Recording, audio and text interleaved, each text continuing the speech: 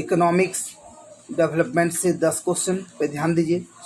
निम्नलिखित युग्मों में से कौन सा एक सही सुमेलित नहीं है। अब यहाँ पर जो पेयर से कौन मतलब 3 है, एक नहीं है। तो जापान का निक्की है ना, ये सब देखो शेयर मार्केट है वहाँ के, ये सही है। नेक्स्ट आप देखोगे सिंगापुर का सकांप, ये नहीं है, मतलब आंसर आपका यही हो जाएगा।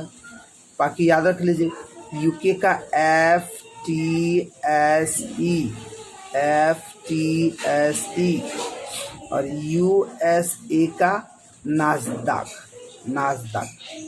ठीक है, याद रखिए। निम्न में से कौन बजट की पूंजीगत प्राप्तियों में सम्मिलित होते हैं, ठीक है।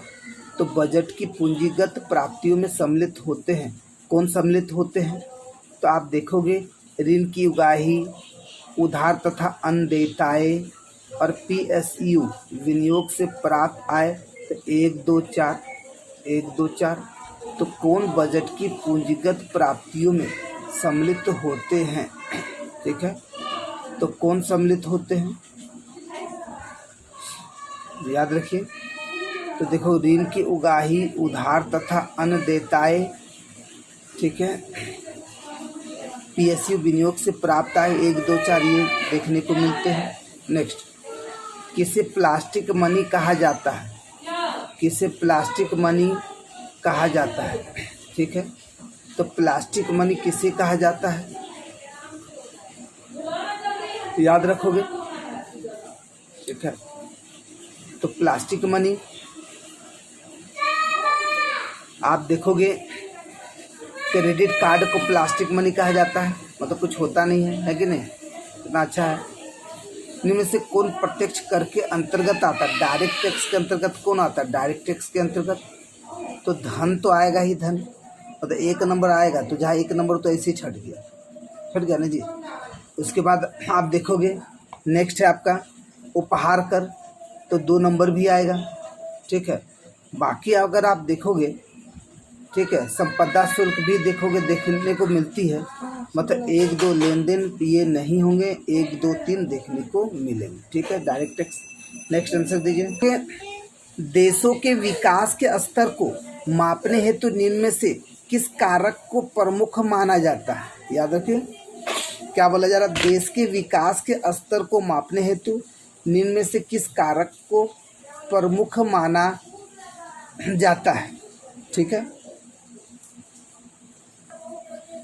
तो इनकम को याद रखिए, देश के विकास स्तर को मापने के लिए किस कारक को प्रमुख माना जाता है, तो इनकम को माना जाता है। किसको माना जाता है, इनकम को। किसको माना जाता है, इनकम को माना जाता है, ठीक है। नेक्स्ट आप देखोगे, नेक्स्ट क्वेश्चन पर फोकस कीजिए। नेक्स्ट क्वेश्चन जैसे यहाँ पर देखने को मिलते हैं, भारतीय मुद्रा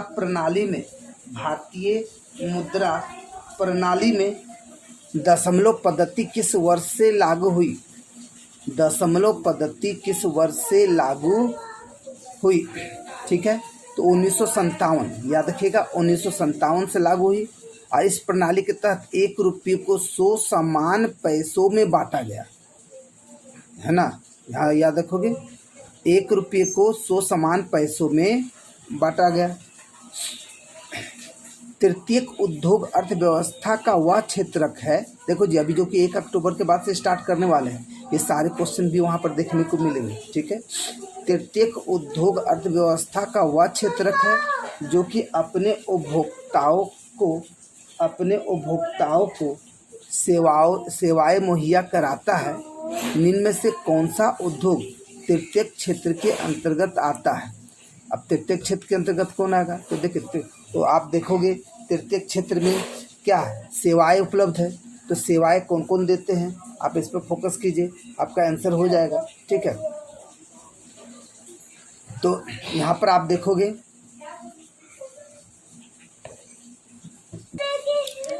तो देखो सेवाओं में क्या होगा, जुआ, ठीक है ना जी। सेवाओं में जुआ, फ्रेंचाइजी, खुदरा विक्रय, ये सब आप क्या है, आप देखो सेवाओं में देखने को मिलते हैं, ठीक है। प्लस जो आप लोगों के जो भी क्लास दिए जा रहे हैं, प्लस हैं, स्पेशल हैं, जो भी हैं, ठीक है, वो सारे के सारे आप करें, क्योंकि कहीं ना कहीं आपको बड़ा मज़ा आएगा, क्योंकि एक क्लास में आप सारे डाउट को दूर नहीं कर सकते हैं। नेक्स्ट, भारतीय रिजर्व बैंक का लेखा वर्ष अकाउंटिंग ईयर है, इसका अकाउंटिंग ईयर क्या होगा? ठीक है, इसका अकाउंटिंग ईयर जुलाई जून याद रखोगे। रिजर्व बैंक का अकाउंटिंग ईयर क्या होता है? जुलाई जून। ठीक है, तो 1 जुलाई से 30 जून तक।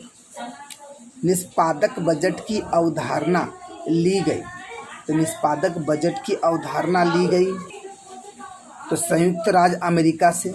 निष्पादक बजट का जो कॉन्सेप्ट है वो अमेरिका से लिया गया। नेक्स्ट, इसका आंसर दीजिए।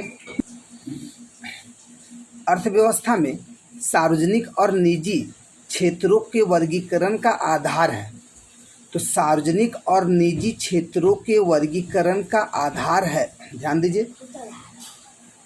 तो आप देखोगे उद्यमों का स्वामित्व केवल एक है। ये जो उद्यमों का स्वामित्व है ये सार्वजनिक बोले तो पब्लिक और प्राइवेट क्षेत्रों का वर्गीकरण है। ठीक है, केवल एक है। नेक्स्ट,